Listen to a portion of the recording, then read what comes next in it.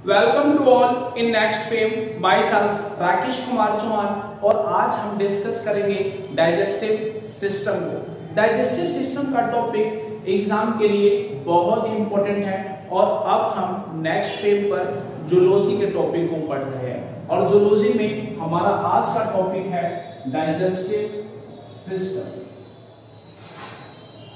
क्या है टॉपिक हमारा? Digestive system. और इस डाइजेस्टिव सिस्टम में हम सभी क्वेश्चंस को देखेंगे ताकि हमारा एग्जाम से एक भी क्वेश्चन स्किप ना हो। आपने फूड खाया, आपने रोटी खाई, एप्पल्स खाया, मैंगो खाया, तो होता क्या है जब हम रोटी खा रहे हैं तो उसको हम चबाते हैं। क्या करते हैं? उसको च्यूइंग करते हैं, चबाते हैं। तो फूड का जो डाइजेशन है वो कहां से स्टार्ट होता है? माउथ से ही स्टार्ट हो जाता है। तो होता क्या है जो प्रोसेस है डाइजेशन में कि आपने डाइजेशन फूड लिया तो प्रोसेस वहीं से स्टार्ट हो गया। क्लियर है? तो वहीं जब प्रोसेस स्टार्ट होता है आपका तो उस प्रोसेस को क्या बोलेंगे? इंजेक्शन। क्या बोलेंगे? इंजेक्शन। उस प्रोसेस को हम बोलेंगे इंजेक्शन। उसके बाद जो होता है वहां से स्टार्ट होता है डाइजेशन। इंजेक्शन के बाद आता है डाइजेशन। देन डाइजेशन के बाद क्या होगा? एब्जॉर्प्शन। क्या होगा? एब्जॉर्प्शन। एब्जॉर्प्शन। उसके बाद एसिमिलेशन।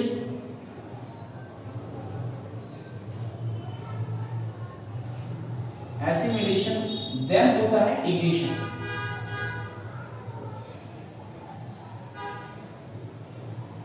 मतलब 5 प्रोसेस है जो आपको डाइजेस्टिव सिस्टम में पढ़ना है।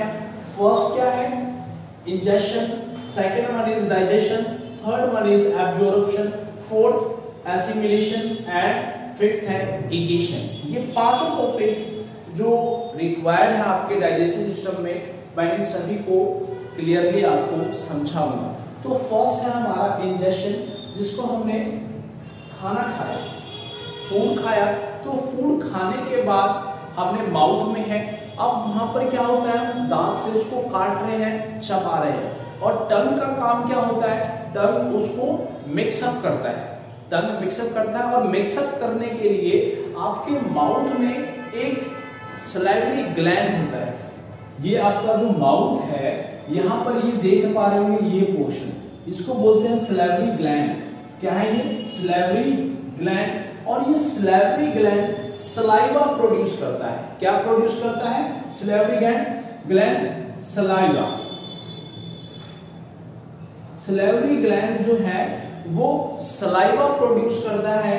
और इस सलाइवा के अंदर क्या होता है? सलाइवरी अमाइलेज होता है। सलाइवा के अंदर क्या होता है? सलाइवरी अमाइलेज होता है, जो कि आप जब फूड खा रहे हैं तो उसको चबाने का काम करने के बाद ये उसमें मिक्स करता है और यह स्टार्च को शुगर में चेंज करता है। किसमें चेंज करता है? स्टार्च को शुगर में चेंज करता है। यदि आप रोटी को ज्यादा देर तक चबाए तो रोटी भी आपको थोड़ी देर मीठी लगने लग जाती है।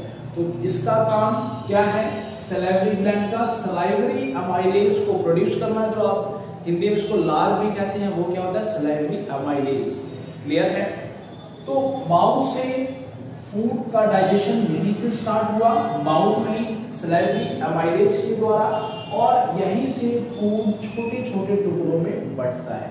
यानी कि डाइजेशन का कंप्लीटली मतलब यही है कि जो कॉम्प्लेक्स पार्ट है फूड का, जैसे रोटी है कॉम्प्लेक्स है, उसको छोटे छोटे पीसेस में चेंज करना, वही डाइजेशन का प्रोसेस सिंपलर फॉर्म में चेंज करना। क्लियर है? तो माउथ से सलाइवरी ग्लैंड, उसके बाद ये जो पोर्शन आपको देखने को मिल रहा होगा इसको बोलते हैं एसोफेगस। क्या बोलते हैं? एसोफेगस। और ये एसोफेगस जो है एक पाइप है, इसको फूड पाइप भी कहते हैं। और ये फूड पाइप का काम क्या है? कॉन्ट्रैक्शन का और रिलैक्सेशन का। ये बना किससे होता है? मसल्स से। किससे बना होता है? मसल्स का बना होता है। और इसका काम क्या है? कॉन्ट्रैक्शन एंड रिलैक्सेशन का काम होता है एसोफेगस का।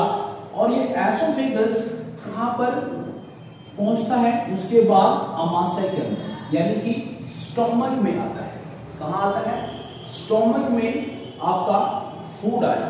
अब स्टोमक में फूड के साथ होता क्या है? पहले आपने माउथ देख लिया, सैलिवरी ग्लैंड देख लिया हमने। अब ओसियोफेगस का बता दिया, कॉन्ट्रैक्शन एंड रिलैक्सेशन का काम होता है ओसियोफेगस का, और ये मसल्स का बना होता है। देन उसके बाद फूड आपका कहां पहुंचा? अमाशय के अंदर, यानी इसको बोलते हैं स्टोमक और हिंदी में अमाशय बोलेंगे। इस अमाशय में फूड आया और यहाँ पर जो फूड रहेगा 3 से 4 घंटे के लिए भोजन रहता है।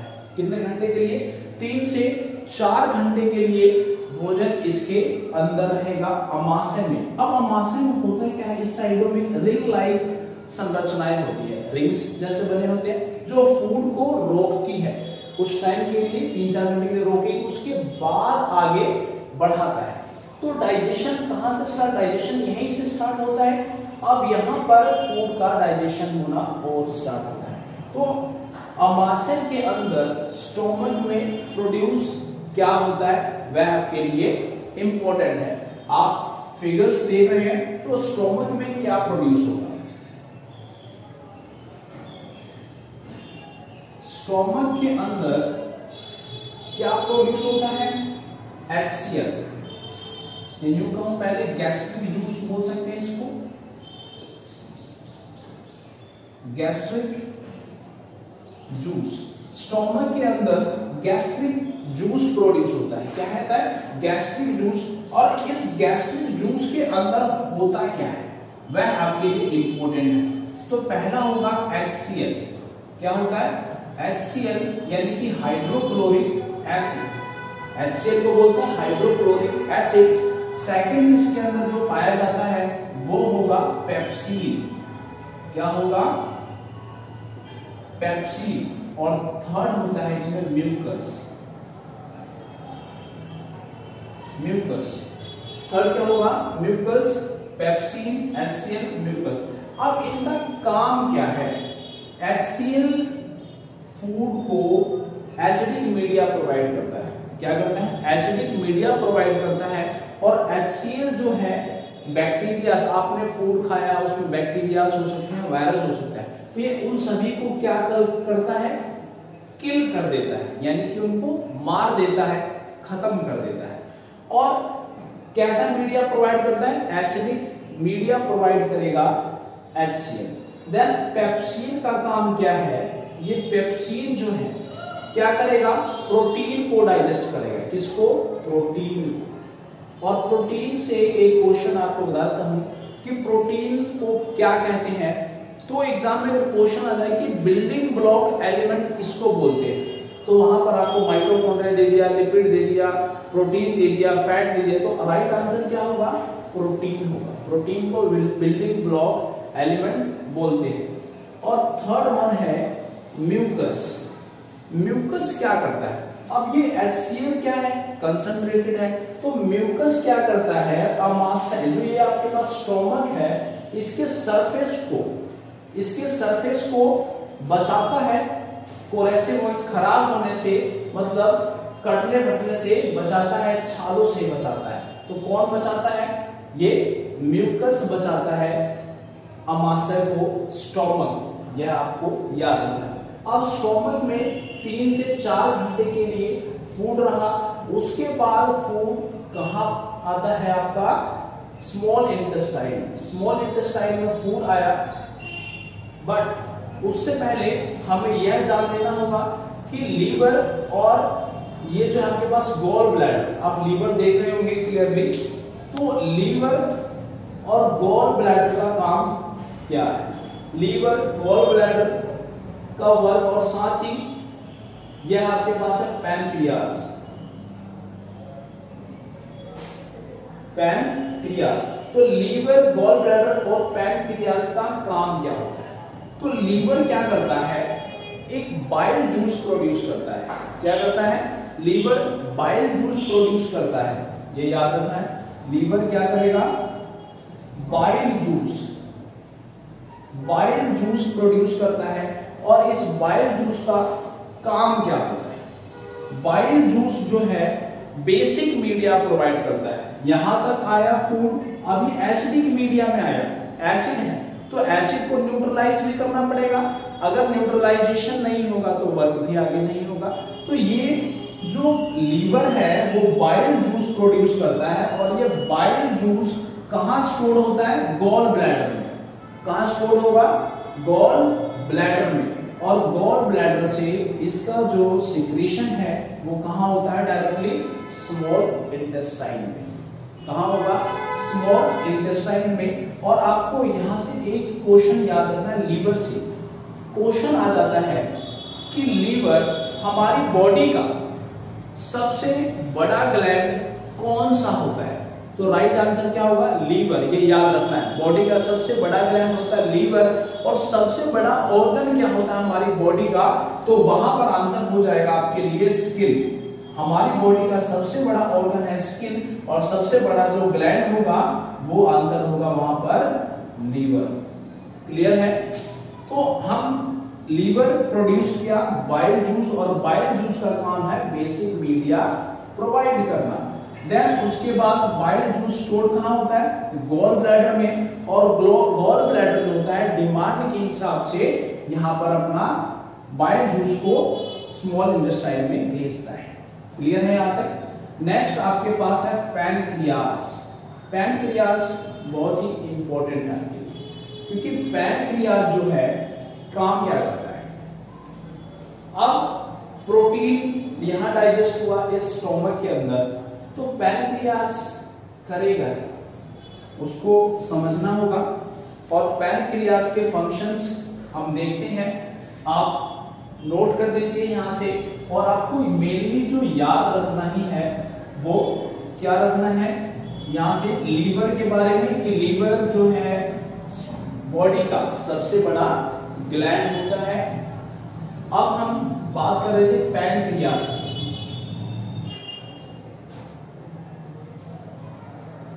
पैनक्रियास बात हम कर रहे थे अब पैनक्रियास की। तो पैनक्रियास जो होता है वह पैनक्रियाटिक जूस प्रोड्यूस करता है। क्या करता है? पैनक्रियाटिक जूस प्रोड्यूस करता है। पैनक्रियास जो आप देख रहे हैं ये पैनक्रियास पैनक्रियाटिक जूस प्रोड्यूस करता है और इसके अंदर क्या होता है? एमाइलेज। एमाइलेज होगा और ये एमाइलेज क्या करता है? कार्बोहाइड्रेट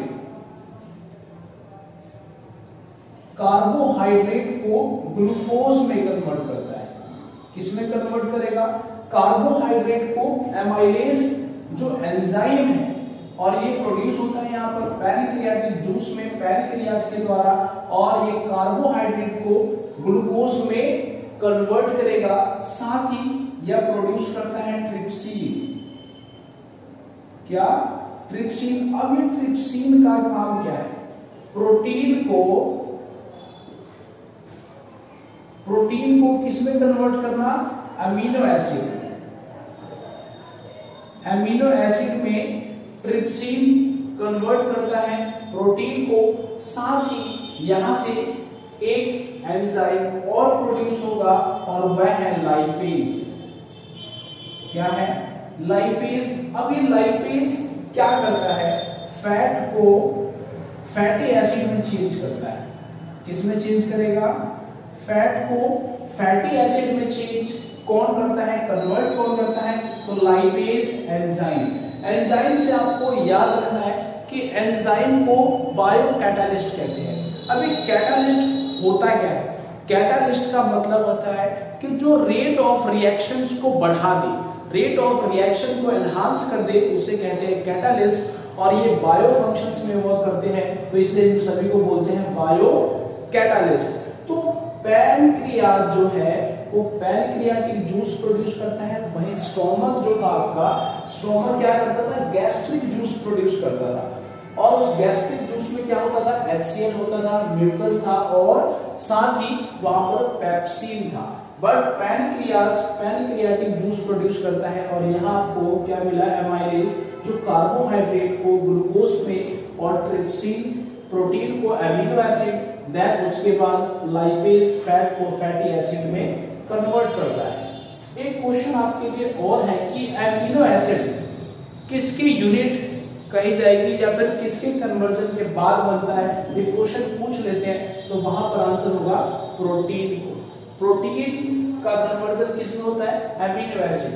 अब पैनक्रियास ने पैनक्रियाटिक जूस प्रोड्यूस किया, अब उसमें 3 एंजाइम्स को पैनक्रियास ने प्रोड्यूस किया। अब उसके बाद ये जो पैनक्रियास है, यहां से जो जूस है ये पैनक्रियाटिक जूस, ये कहां पहुंचेगा, स्मॉल इंटेस्टाइन में। कहां आएगा, स्मॉल इंटेस्टाइन में, बैक साइड होगा और इसको बोलते हैं स्मॉल इंटेस्टाइन। स्मॉल इंटेस्टाइन के हम बात करें तो स्मॉल इंटेस्टाइन जो है कितने मीटर लॉन्ग होता है, यह आपके लिए इंपॉर्टेंट है क्योंकि स्मॉल इंटेस्टाइन जो है अप्रोक्स 6 to 7 मीटर लॉन्ग होता है। कितना हो गया, 6 to स्मॉल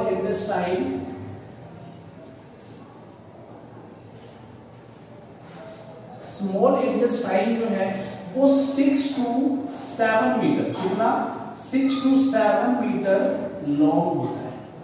कितना, 6 to 7 मीटर इसकी लेंथ होती है। और ये आप देख रहे होंगे साथ में लार्ज इंटेस्टाइन, बट और लार्ज इंटेस्टाइन की लेंथ 1.5 मीटर के करीब होती है, but in small intestine 6 to 7, 6 और 7 के बीच में इसकी लंबाई होती है। और ये कैसा होता है, कॉइल लाइक होता है। कैसा होता है, एक कॉइल के रूप में होता है। और ये देख रहे पा रहे होंगे आप, ऐसे इस तरीके से फोल्डेड होता है, घुमावदार होता है इसमें। तो ये स्मॉल इंटेस्टाइन की लेंथ 6 to 7 मीटर और इसके 3 पार्ट होते हैं। फर्स्ट पार्ट जो है इसका ड्यूडेनम, सेकंड पार्ट जो है वो कहलाता है जेजुनम, और थर्ड पार्ट होगा इलियम। मतलब 3 पार्ट है स्मॉल इंटेस्टाइन के, ड्यूडेनम, जेजुनम और इलियम। अब इन तीनों पार्ट में कैसे डाइजेशन होता है, फूड का कंप्लीट जो डाइजेशन होता है वह स्मॉल इंटेस्टाइन में ही डाइजेशन होता है। लार्ज इंटेस्टाइन में कोई डाइजेशन नहीं होता। तो सभी डाइजेशन कहां हो रहे हैं, स्मॉल इंटेस्टाइन में। अब ड्यूडेनम का जो पार्ट है, अब ड्यूडेनम में क्या होगा कि जो कार्बोहाइड्रेट्स है, प्रोटीन्स है, फैट है, तो यहां पर क्या होता है, फैट जो है, फैट पैनक्रियास से आते हैं एंजाइम्स, बट उनका जो पाचन होता है वो स्मॉल इंटेस्टाइन में होता है।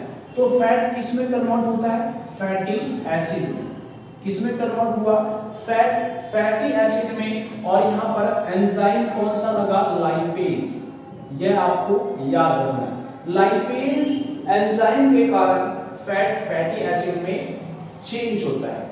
नेक्स्ट यहां पर होता है प्रोटीन का पाचन। अब प्रोटीन जो है उसका डाइजेशन अमाशय में भी हुआ, स्टोमक में डाइजेशन हुआ। देन उसके बाद ड्यूडेनम में क्या होता है, पेप्टोन। क्या होता है, पेप्टोन। अब पेप्टोन का जो डाइजेशन होता है वह कौन करता है, ट्रिप्सिन। पेप्टोन का डाइजेशन कौन करता है, ट्रिप्सिन करता है। और ये पेप्टोन को किसमें चेंज करता है, पेप्टाइड में। किसमें कन्वर्ट करेगा, प्रोटीन को पेप्टोन में पहले कन्वर्जन हो चुका था, अब ये पेप्टोन किसमें कन्वर्ट हुआ, पेप्टाइड में। किसके थ्रू, ट्रिप्सिन के थ्रू। और ये ट्रिप्सिन का सिक्रीशन कहां हुआ था, पैनक्रियास में। देन उसके बाद क्या होगा, फैटी एसिड्स हो गया, पेप्टोन। कार्बोहाइड्रेट्स, कार्बोहाइड्रेट्स जो होते हैं वो माल्टोज में कन्वर्ट होते हैं। और माल्टोज के लिए क्या होगा, एंजाइम भी चाहिए, तो एंजाइम क्या होगा, माल्टेज। यह आपको याद रखना है। फिर इनके बाद क्या पार्ट आता है आपका, जेजुनम। जेजुनम जो पार्ट होगा वहां पर क्या होगा, पेप्टाइड जो है, पेप्टाइड जो प्रोटीन का पार्ट है ये कन्वर्ट हो जाएगा इसमें एमिनो एसिड में। एमिनो एसिड जो कि प्रोटीन का आखिरी पार्ट है जहां कन्वर्जन होता है, और ये एक बिल्डिंग ब्लॉक एलिमेंट है। Amino acid. तो एमिनो एसिड में चेंज करता है पेप्टाइड को कौन? इरिप्सिन। इरिप्सिन एमिनो एसिड में कन्वर्ट कर देता है पेप्टाइड को। वही सुक्रोज होगा, सुक्रोज को ग्लूकोज में, जितने भी सुक्रोज के पार्ट होते हैं, माल्टोज है, इन सभी को किसमें कन्वर्जन चाहिए? ग्लूकोज में। आप ग्लूकोज पीते हैं, कार्बोहाइड्रेट्स लेते हैं, ग्लूकोज एक कार्बोहाइड्रेट है, तो क्या होता है? इंस्टेंट एनर्जी, आपने सुना होगा ग्लूकोन डी। तो क्या है? इंस्टेंट एनर्जी ग्लूकोज में कन्वर्ट करेगा सुक्रोज को। इसके लिए क्या चाहिए? इन्वर्टेज। इन्वर्टेज एंजाइम जो होता है सुक्रोज को ग्लूकोज में कन्वर्ट कर देगा। वही यदि बात करूं माल्टोज को, तो माल्टोज को ग्लूकोज में कौन कन्वर्ट करेगा? Maltase enzyme. कौन सा? माल्टेज एंजाइम माल्टोज को ग्लूकोज में कन्वर्ट करेगा और कंप्लीट जो डाइजेशन होगा फूड का वो इसी पार्ट में होगा, स्मॉल इंटेस्टाइन में। अब इसके बाद क्या होगा? माल्टोज के बाद अब फूड जो होगा इलियम में पहुंचेगा। इसका जो थर्ड पार्ट है इलियम, इलियम में क्या पहुंचेगा? फूड। और इलियम के अंदर होता क्या है? विली लाइक संरचनाएं होती है, विली होता है। अब विली क्या है? विली फिंगर लाइक प्रोजेक्शंस होते हैं, छोटे छोटे प्रोजेक्शन, काफी मिलियंस प्रोजेक्शन होंगे स्मॉल इंटेस्टाइन में। और ये क्या करते हैं? मिनरल्स को एब्जॉर्ब करते हैं, विटामिन्स को एब्जॉर्ब करते हैं। कौन करता है? विली। और ये काम कहां हो रहा है? स्मॉल इंटेस्टाइन में। क्लियर है? और अभी हम पढ़ रहे हैं इसका एब्जॉर्प्शन पार्ट। क्लियर है?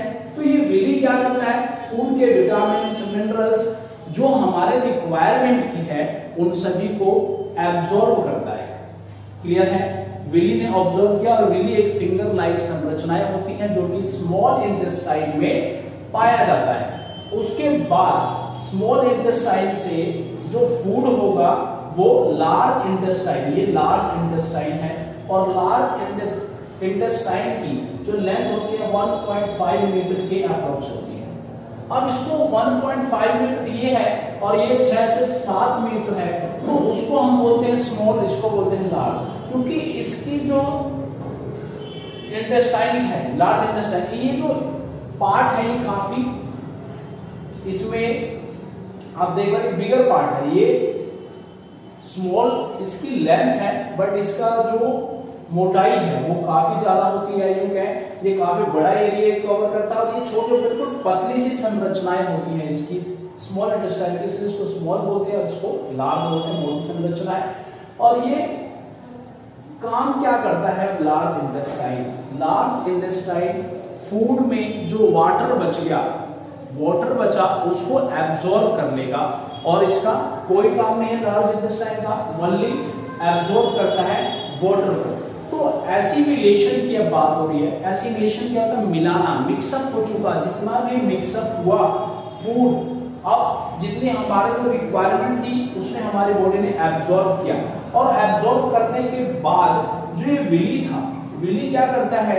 उसको, विली के अंदर ब्लड वेसल्स होते हैं, ब्लड वेसल्स क्या करता है? उस विटामिन्स को, मिनरल्स को पूरी बॉडी में फैला देता है जहां जहां रिक्वायरमेंट है। और यदि ज्यादा फूड स्टोरेज हो गया, ज्यादा फूड है, तो उसको स्टोर कौन करता है?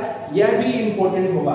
तो ये जो लीवर है, लीवर है, ये फूड को स्टोर करके रखता है। कौन से फूड को? Digested food. ये याद रखना है, डाइजेस्टेड फूड को स्टोर करके कौन रखता है? तो ये है लीवर।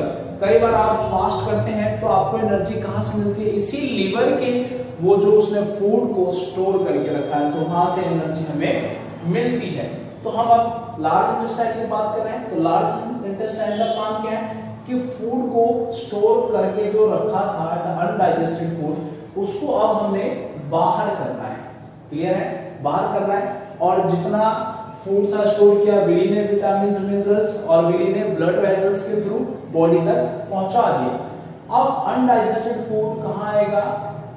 लार्ज इंटेस्टाइन में। लार्ज इंटेस्टाइन उसका एब्जॉर्प्शन करेगा वाटर का, एसिमिलेशन होगा यहाँ पर, यानी कि फूड जो अनडाइजेस्टेड था वो मिक्सअप होगा, देन उसके बाद क्या होता है, यहाँ पर होगा आपका रेक्टम, ये आपका रेक्टम का पार्ट। अब इस रेक्टम में अनडाइजेस्टेड जो फूड होता है वो क्या हो जाता है, स्टोर्ड हो जाता है।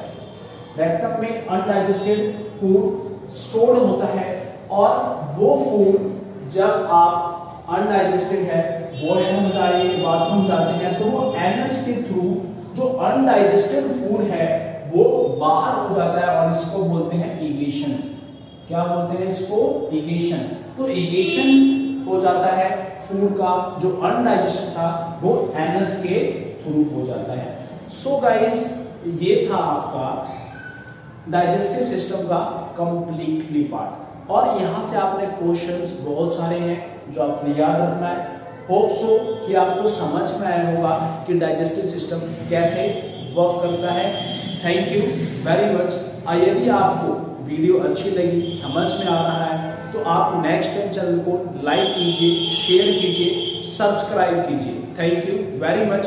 Best wishes for exam